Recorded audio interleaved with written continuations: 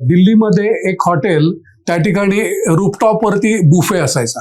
बर. त्याच हॉटेलमध्ये हे राहायचे, कांशीराम राहायचे, जर दिल्लीमध्ये असतील त्यावेळेला. आणि एकदा काय झालं, मी आणि आमचा दिल्लीमधला रेसिडेंट मॅनेजर असं आम्ही दोघे जण 2:45 वाजता त्या बुफेसाठी गेलो. आणि आमच्या लक्षात नाही आलं की 2:30 वाजता तो बुफे बंद होतो. कांशीराम आणि त्याचे काही त्यांचे पार्टीचे काही लोक एका टेबलाभोवती जेवत होते. आम्ही गेल्या गेल्या माझ्या लक्षात आलं, मी त्यांना ओळखलं कांशीरामना याच्यावरती. आणि नंतर त्या मॅनेजरने आम्हाला येऊन सांगितलं, sorry we can't serve you. तर आम्ही त्याच्याशी हुज्जत घालत होतो त्या मॅनेजरशी.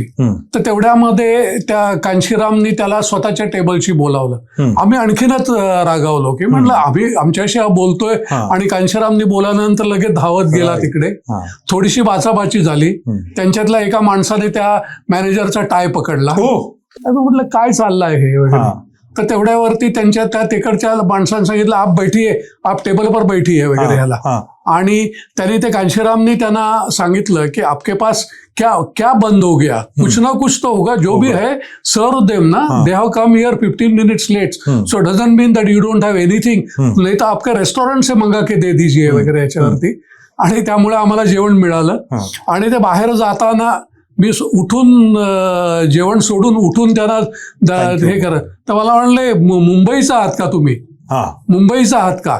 म्हटलं हो मुंबईचा आहेत. पण म्हटलं तुम्ही मराठी. म्हणे मी पुण्यामध्ये डिफेन्स याच्यामध्ये, मी डिफेन्स लॅबमध्ये बरीच वर्ष काम केलं. माझी सगळी चळवळीला सुरुवात तिकडेच झाली. आंबेडकर भक्त आहे म्हणे मी याच्यावरती. आणि छान मराठी बोलले. नंतरही 1-2 ठिकाणी ते भेटले.